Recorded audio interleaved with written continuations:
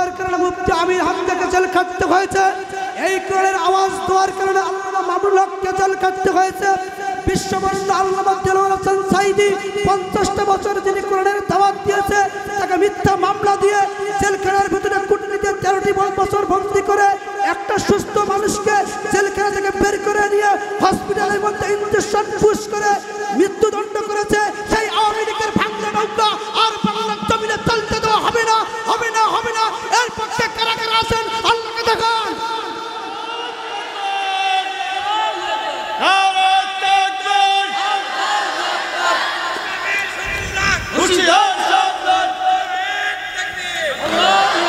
নাস্তিকতা নিপাজাক, দিন ইসলাম জিন্দাবাদ। নাস্তিকতা নিপাজাক, দিন ইসলাম জিন্দাবাদ। কোটি প্রাণে একে আওয়াজ, খোদাদ্দই সার পাবে না, এই বাংলায় ঠাই হবে না। খোদাদ্দই সার পাবে না, এই বাংলায় ঠাই হবে না। মুসলমানরা জেগেছে জোর কদমে সামনে চলো, বজ্র কণ্ঠে আওয়াজ তোলো, সবাই মিলে একে তালে দাও না স্লোগান। নারায়ে তাকবীর, নারায়ে তাকবীর। ইসলামের জন্য দেশে হয়েছে জন্ম, ইসলামের বিরুদ্ধে গেলে দেশ হবে ভিন্ন, দেশ হবে ভিন্ন। কিনা ইসলামের বিরুদ্ধে যারা নিয়েছে অবস্থা, এই বাংলায় ঠাই হবে না। যাও হিন্দুস্তান, যাও হিন্দুস্তান। কিনা নাস্তিকতা নিপাজাক, দিন ইসলাম জিন্দাবাদ। নাস্তিকতা নিপাজাক, দিন ইসলাম জিন্দাবাদ। কোটি প্রাণে একে আওয়াজ। কথা বলে কি দিরা আমরা পেরেছি আজহারিকে করতে এদের সারা, বলতে পেরেছি জাকির নায়েক তো ইমান হারা। আমরা পেরেছি সরিয়ে দিতে প্রতিহিংসার বান, আমরা পারিনি গাইতে কখনো একতার গুণগান।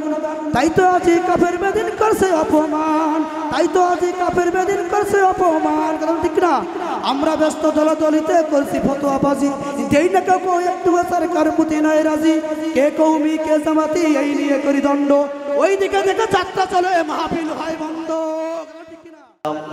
খলাকাল ইনসানা মিন আলাক, পর তোমার পূর্বর নামে যিনি তোমাদেরকে সৃষ্টি করেছেন। আপনারা বলেন তো আমাদের সৃষ্টি করেছেন কে?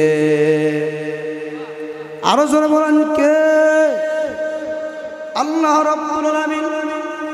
কেমন করে আমাদেরকে সৃষ্টি করলেন? রব্বুল আলামিন শুরুতে যে কথা বলেন, সুম্মা খালাকনান নুতফাতা আলাকাতান ফাখালাকনাল আলাকাতা মুদগাতান ফাখালাকনাল মুদগাতা ইযামা ফাকাসাউনাল ইযামা লাহামা। প্রথমে এক পুরানা বাগ পানিকে আমি আল্লাহ রাব্বুল আলামিন তোমার মায়ের পেটের ভেতরে জমাট রক্ত পরিণত করলাম, তারপরে সেখানে হাড় দিলাম, চামড়া দিলাম, ছাউনি দিলাম। সুম্মা নুখরিজুকুম তিফলা, এরপরে একটা বাচ্চার আকৃতি দিয়ে আমি আল্লাহ পাক তোমাকে বের করে নিয়ে আসলাম। বলেন তো সে আল্লাহ আজও আছে না নাই? অতএব সেই আল্লাহর কোরআন থেকে কথা হবে। প্রিয় ভাইয়েরা, আমি আলোচনা শুরুতে মহাগ্রন্থ আল কোরআনে কারীম থেকে সূরা হাদীদের 28 নম্বর আয়াত আপনাদের সামনে তেলাওয়াত করেছি। আল্লাহ পাক বলেন, ইয়া আইয়ুহাল্লাযীনা আমানু তাকুল্লাহা ওয়া আমিনু বিরাসূলিহি ইউতিকুম কিফলাইনি মির রাহমাতিহি ওয়া ইয়াজআল লাকুম নূরান তামশুনা বিহি। রব্বুল আলামিন কোরআনে কারীমে সব কথাগুলো আল্লাহ রব্বুল আলামিন কোরআনে কারীমে বর্ণনা করেছেন। সামাজিক জীবন, অর্থনৈতিক জীবন, রাজনৈতিক জীবন, ধর্মীয় জীবন, এমনকি মানুষদের চলতে ফিরতে যা কিছু দরকার সব কথাগুলো আল্লাহ রব্বুল আলামিন কোরআনে কারীমে বর্ণনা করেছে। বলেন সুবহানাল্লাহ। রব্বুল আলামিন বলেন, এই মুমিনগণ তোমরা আল্লাহকে ভয় করো এবং রাসূলের প্রতি ঈমান আনো। রসুলের প্রতি ঈমান আনলে আল্লাহ কি করবেন? কিফলাইন মির রাহমাতিহি, আল্লাহ রব্বুল আলামিন ডবল ডবল পুরস্কার আল্লাহ পাক বান্দা বান্দীদেরকে দিয়ে দেবে। বলেন সুবহানাল্লাহ। আল্লাহর প্রতি ঈমান আনতে হবে এবং আল্লাহকে ভয় করতে হবে, করার মতো করতে হবে। আল্লাহর প্রতি ঈমান আনতে হবে, রসুলের প্রতি ঈমান আনতে হবে। ইউতিকুম, আলেম ওলামা আছেন তাসনিয়া মুযাক্কারের সিগা আল্লাহ ব্যবহার করলেন। ইউতিকুম, তিনি তোমাদেরকে দিয়ে দিবেন। কি দিয়ে দিবেন? কিফলাইন মির রাহমাতিহি, আল্লাহ রাব্বুল আলামিন ডবল ডবল পুরস্কার আমল নামায় বান্দাদেরকে দিয়ে দিবে। বলেন সুবহানাল্লাহ। বলেন তো তাহলে আল্লাহর প্রতি এবং রসুলের প্রতি ঈমান আনার দরকার আছে না নাই?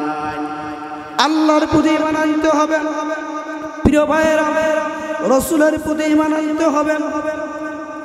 কেমন ঈমান আনতে হবে লক্ষ্য করে দেখুন, বেশি লম্বা বক্তব্য দেব না। আল্লাহর প্রতি ঈমান এনেছিলেন হযরত ওমর। যে কথাটা বলতে যাচ্ছি সেটা হলো এই, কুরাইশের নেতা আবু সুফিয়ান বলে, যে ব্যক্তি বিশ্ব নবীর কল্যাণটা কেটে আমার সামনে আনতে পারবে তাকে 100 উট পুরস্কার দেওয়া হবে। বলেন তো কয়শ উট? এই কথা বলার সঙ্গে সঙ্গে হাসিবে গোত্রের আবু তালেব, আমির হামজা, আলী রাদিয়াল্লাহু তাআলা আনহু কেউ সাহস পেল না। ভাইরা, হযরত ওমর তখন ইসলাম গ্রহণ করেনি। হযরত ওমর উলঙ্গ তরবারি নিয়ে বিশ্ব নবীর মাথা কাটার জন্য পথ চলা শুরু করলেন। হাঁটি হাঁটি পা পা করে যাচ্ছে। তখন এরকম কোনো যানবাহনের ব্যবস্থা ছিল না, কোনো গাড়ি ছিল না, কোনো মাইক্রো ছিল না। হযরত ওমর হাঁটি হাঁটি পা পা করে উলঙ্গ তরবারি নিয়ে বিশ্ব নবীর মাথা কাটার জন্য চললেন। চলতে চলতে কিছু দূরে যাওয়ার পরে জহরা গোত্রের এক ব্যক্তির সঙ্গে দেখা হয়। ওনার নাম হচ্ছে সাহাদ বিন আবি ওয়াক্কাস। সাহাদ বিন আবি ওয়াক্কাস বলে, ওমর, এই উলঙ্গ তরবারি নিয়ে তুমি কোথায় যাচ্ছ গো ওমর?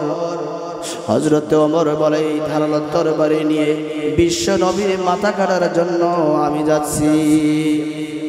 বলে, মাথা কাটে কি হবে?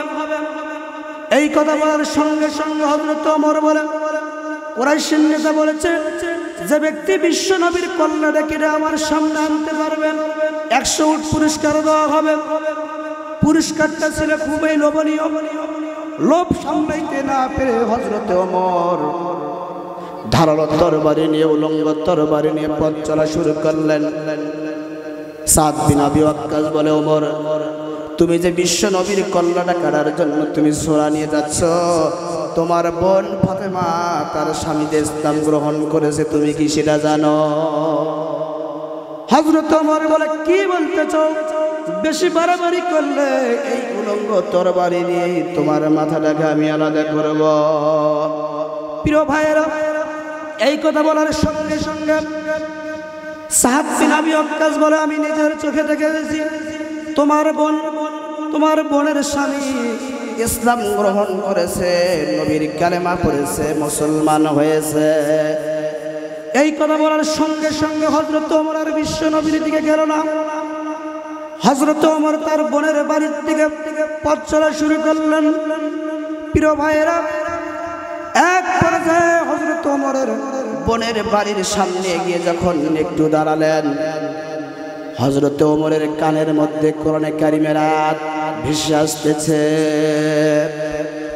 হযরত ওমরের বোন ফাতেমা তার স্বামী ঘরের মধ্যে বসে কোরআনে কারিম তেলাওয়াত করতেছেন। তাহা মা আনজালনা আলাইকাল কুরআনা লিতাশকা, সূরা তাহা পড়তেছেন। হযরত ওমর দাঁড়িয়ে দাঁড়িয়ে কোরআনে কারিমের আয়াত শুনতেছেন। এক পর্যায়ে হযরত ওমর কি করলেন, তার বোনের বাড়ির মধ্যে গেলেন। হযরত ওমরের পায়ের শব্দ শোনা মাত্রই তার বোনের স্বামী কোরআনে কারিমের আয়াত খানা লুকায়িত করলেন। এক পর্যায়ে হযরত ওমর হাত দিয়ে পা দিয়ে দরজার মধ্যে আঘাত করল। প্রিয় ভাইয়েরা, লম্বা করব না, অল্প সময়ে শুধু সংক্ষিপ্তভাবে আপনাদের সামনে বলতেছি। হযরত ওমর হাত দিয়ে পা দিয়ে দরজার মধ্যে আঘাত করলো, দরজাটা ভেঙে গেল। হযরত ওমর ঘরের মধ্যে প্রবেশ করলেন, করার পর তার বোনকে বলতেছে, তোমরা নাকি ইসলাম গ্রহণ করেছো, নবীর কালেমা নাকি পড়ে মুসলমান হয়েছো। হযরত ওমরের বোন ফাতেমা বলে, কে বলেছে? তখন হযরত ওমর বলে, আমি বিশ্ব নবীর কল্যাণটা করার জন্য গিয়েছিলাম। কিছু দূর যাওয়ার পরে সাদ বিন ওয়াক্কাসের কাছে শুনে গেছি তোমরা দুজন নাকি কালেমা পড়ে মুসলমান হয়েছো, এই জন্য আসল সত্য ঘটনা জানার জন্য তোমার কাছে আমি এসেছি। এক পর্যায়ে হযরত ওমরের বোন ফাতেমা একটু কৌশল করে বলল, না, আমরা তো ইসলাম গ্রহণ করিনি।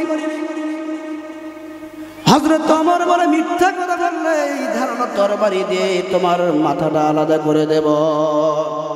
এই কথা বলার সঙ্গে সঙ্গে হযরত ওমরের বোন ফাতেমা বলে, আমরা ইসলাম গ্রহণ করেছি, নবীর কালেমা পড়ে মুসলমান হয়েছি, তাদের কি সমস্যা হয়েছে? এই কথা বলার সঙ্গে সঙ্গে হযরত ওমর ওই ধারালো তরবারি দিয়ে তার বোন ফাতেমার মুখের মধ্যে আঘাত করল। আঘাত করার সঙ্গে সঙ্গে ফিকনি দিয়ে রক্ত পড়া শুরু হয়ে গেল। বৃষ্টির পানির মতো টপ টপ করে রক্তগুলো জমির মধ্যে পড়তেছে। হযরত ওমর চিন্তা করতেছেন, আমি কি অন্যায় করলাম, ভুল করলাম বুঝি? আমার নিজের বোনের মুখের মধ্যে আঘাত করলাম, আমার সামনে আমার বোনের মুখ থেকে ফিকনি দিয়ে রক্তগুলো জমিনে ঝরঝর ঝরঝর করে পড়তেছে। এক পর্যায়ে হযরত ওমর বলে, ও বোন, কি যেন তোমরা পড়তেছিলে? আমি যখন নাচতেছিলাম বাড়ির সামনে দাঁড়িয়ে দাঁড়িয়ে তোমার কোরআনে কারিমের আয়াত আমি শুনতেছিলাম, খুব ভালো লেগেছিল।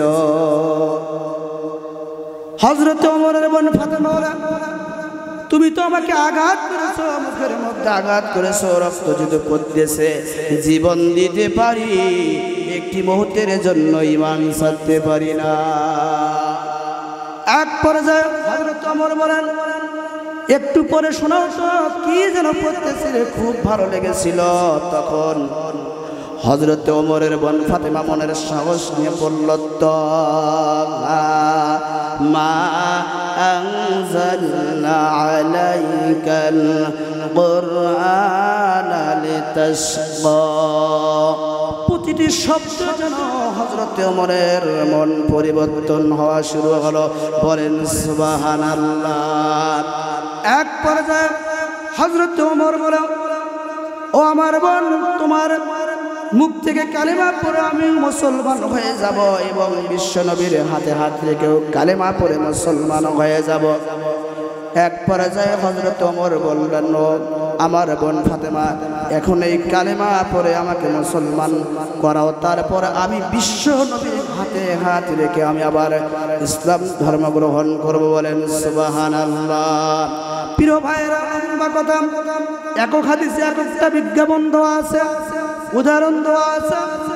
এক পর্যায়ে হযরত ওমরের বোন ওমরকে বলে, তুমি বলো আশহাদু আল্লা ইলাহা ইল্লাল্লাহু ওয়াহদাহু ওয়া আশহাদু আন্না মুহাম্মাদান আবদুহু ওয়া রাসূলুহু। হযরত ওমর তার বোনকে কালেমা পড়ে মুসলমান বানালেন। প্রিয় ভাইয়েরা, এক পর্যায়ে হযরত ওমর কি করলেন, বিশ্বনবীর দিকে আবার চলা শুরু করলেন উলঙ্গ তরবারি নিয়ে। এক পর্যায়ে বিশ্বনবীর বাড়ির নিকট গিয়ে যখন পৌঁছলেন, বিশ্বনবীর এক সাহাবী বিশ্বনবীকে বলল, হযরত ওমর ধারালো তরবারি নিয়ে আসতেছে, কি ব্যাপার? ব্যাপারটা তো মনে হয় খারাপ। বিশ্বনবীর সাহাবী বলেন, হযরত ওমর যদি সৎ উদ্দেশ্যে আসে কপাল ভালো, আর যদি খারাপ উদ্দেশ্যে আসে ওই ধারালো তরবারি তার মাথার আগে আলাদা করা হবে। বিশ্বনবী এই কথা শোনার সঙ্গে সঙ্গে বিশ্বনবী বলেন, হযরত ওমর সৎ উদ্দেশ্যে আসতেছে, আসতে দাও। প্রিয় ভাইয়েরা, বিশ্ব নবীর সামনে গিয়ে ওই তরবারিটা সামনের মধ্যে ফেলে দিলেন। হযরত ওমর কান্নাকাটি করতেছে, চোখ বেয়ে বেয়ে পানি পড়তেছে। ইয়া রাসূলুল্লাহ, ইয়া হাবিবাল্লাহ, আপনার মাথা কাটার জন্য আসতেছিলাম। সাদ বিন আবি ওয়াক্কাসের কাছে আমি শুনলাম আমার বোন নাকি ইসলাম গ্রহণ করেছে, আমার বোনের স্বামী নাকি ইসলাম গ্রহণ করেছে। আমি তার বাড়িতে গিয়েছিলাম, আমি নিজের চোখে দেখেছি তারা ইসলাম গ্রহণ করেছে এবং আপনার কাছে এসেছি আপনার হাতে হাত রেখে কালেমা পড়ে মুসলমান হয়ে যাব। লা ইলাহা ইল্লাল্লাহু মুহাম্মাদুর রাসূলুল্লাহ। হযরত ওমর এবার বিশ্ব নবীর হাতে হাত রেখে কালেমা পড়ে মুসলমান হয়ে গেল। বলেন সুবহানাল্লাহ। অর্ধ পৃথিবী করিত শাসন, দুলার তক্তে বসি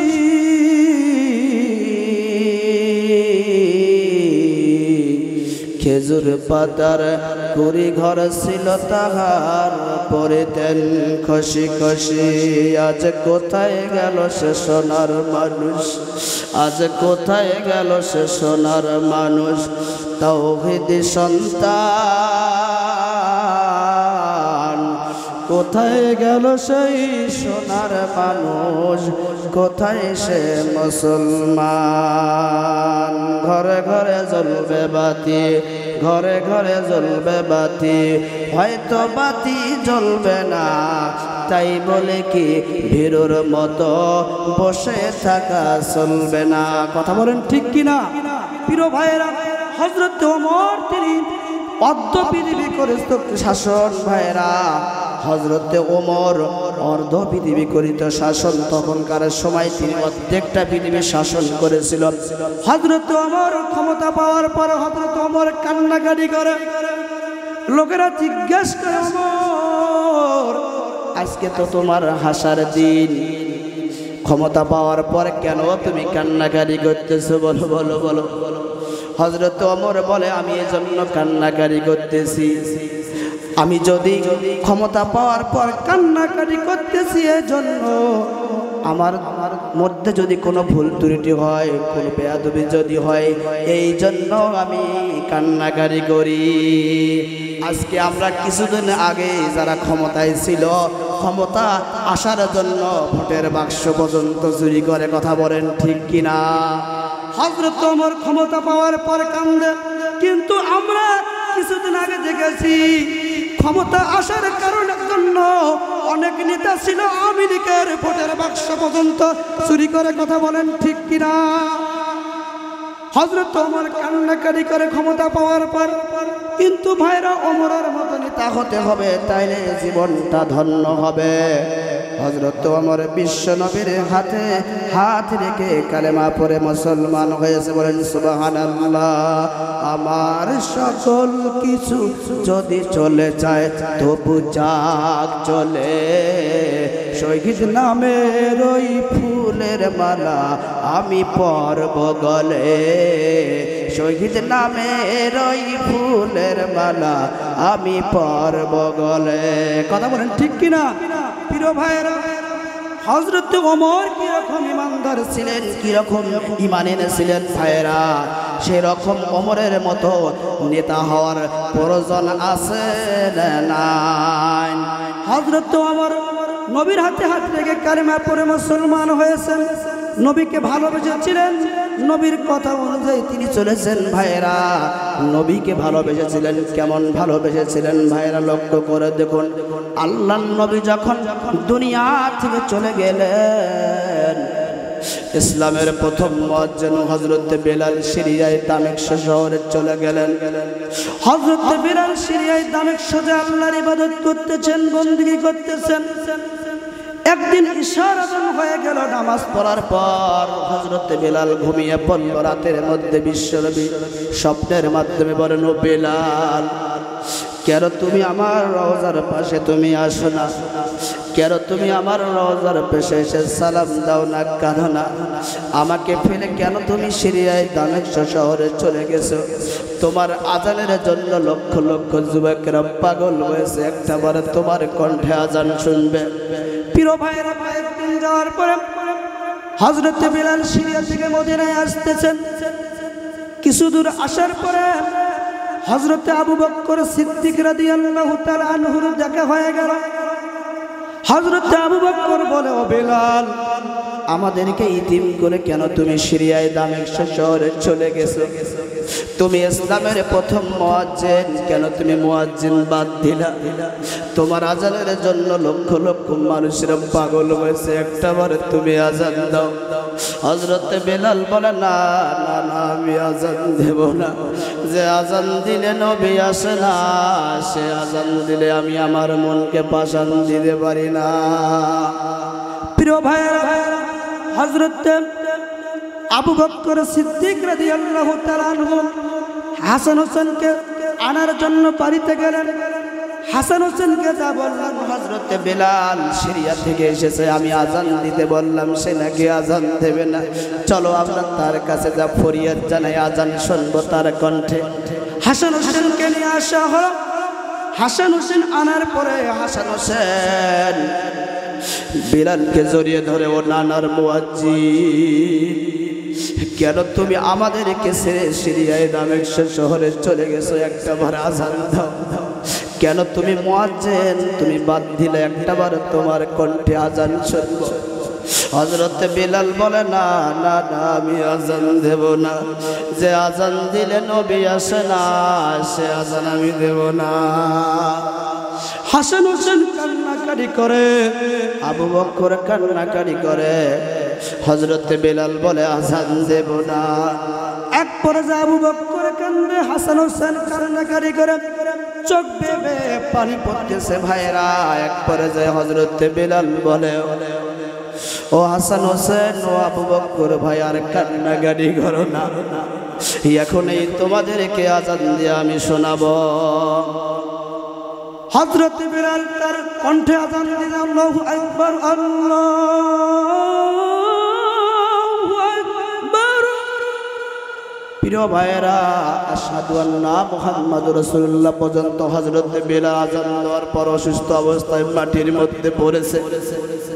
তখন এরকম কোনো হসপিটাল ছিল না, ডাক্তার ছিল না, বিজ্ঞানী তেমন ছিল না। মানুষেরা পানি আনতেছে। ভাইরা, পানিগুলো হযরত বিলালের মাথার মধ্যে দিলেন। মাথার মধ্যে দেওয়ার কিছুক্ষণ পরে সুস্থ হলো।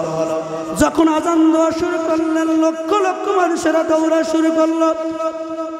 মহিলারা দৌড়া শুরু করলো, যুবকেরা দৌড়া শুরু করলো, মুরব্বীরা দৌড়া শুরু করলো। কে গো আজান দেয়? এটা তো হযরত বিলালের কণ্ঠ ছাড়া কারো কণ্ঠ হতে পারে না। কিছু লোক বলে হযরত বিলাল তো সিরিয়াতে গেছে, আর কিছু লোক বলে হয়তো সিরিয়া থেকে হয়তো বিলাল মনে হয় মদিনার মধ্যে এসেছে। এটা বিলালের কণ্ঠ ছাড়া আর কারো কণ্ঠ হতে পারে না। মানুষেরা লক্ষ লক্ষ নারী পুরুষেরা দৌড়া শুরু করলো। এক পর্যায়ে হযরত বিলাল সামনে এসে উপস্থিত হয়ে দেখেন বিলাল অসুস্থ অবস্থায়, মাথার মধ্যে লোকেরা পানি দিতেছে। এক পর্যায়ে হযরত বিলাল সুস্থ হলো। সুস্থ হওয়ার পরে আবু বকর বলে, লোকেরা বলে, ও বিলাল, কেন তুমি আশহাদু আন্না মুহাম্মাদুর রাসূলুল্লাহ পর্যন্ত আজান দেওয়ার পর কেন তুমি অজ্ঞান অবস্থায় মাটিতে পড়েছো? বাকিটুকু আজান কেন দিলে না? হযরত বিলাল বলে যে আজান দিলে নবী আসে না, সে আজান দিলে আমি মনকে পাশান দিতে পারি না, এই জন্য আমি বাকি আজান আমি আর দেব না। প্রিয় ভাইরা, তাহলে কি রকম নবীকে ভালোবেসেছিলেন হযরত বিলাল? তাইলে সেই রকম করে ভালোবাসার প্রয়োজন আছে না? প্রিয় ভাইরা, আজকে যদি এগুলো কথা বলি, বিলালের কথা যদি বলি, ওমরের কথা বলে যদি বলি, আজকে কিছু সমাজের লোক আছে যারা ক্ষমতায় ছিল, তারা বলে রাজনীতি করে, কথা বলেন ঠিক কিনা? কিন্তু কোরআন একটা হচ্ছে একটা রাজনীতির বই। ভাইরা, এই কোরআনের মধ্যে সামাজিক জীবন, অর্থনৈতিক জীবন, বায়োলজি, কেমিস্ট্রি এমন কোনো বিষয় নাই যেটা কোরআনে নাই। সব কিছু আল্লাহ রব্বুল আলামিন কোরআনে কারিমে বর্ণনা করেছেন। বলে সুবহানাল্লাহ, নারায়ে তাকবীর, নারায়ে তাকবীর। দ্বিতীয় বক্তার আগমন, দ্বিতীয় বক্তার আগমন, দ্বিতীয় বক্তার আগমন, আমার তাওয়ার আগমন, দ্বিতীয় বক্তার আগমন মাহফিলের পক্ষ থেকে নারায়ে তাকবীর, নারায়ে তাকবীর, নারায়ে তাকবীর, লিল্লাহে তাকবীর। প্রিয় ভাইরা 2 থেকে 3 মিনিট, 9টা বাজার আরো 10 মিনিট বাকি আছে, আর 2 থেকে 3 মিনিট কথা বলবো। প্রিয় ভাইরা তাইলে হযরত বিলালের মতো আমাদের নেতা হওয়ার, হযরত ওমরের মতো নেতা হওয়ার প্রয়োজন আছে না? আজকে আমরা কোরআনের কথা বলি, ইসলামের কথা বলি। আজকে যারা নেতারা ছিল আমাদেরকে জেলখানা, আলেমদেরকে ফাঁসির কাস্টে ঝুলিয়েছে, কথা বলেন ঠিক কিনা?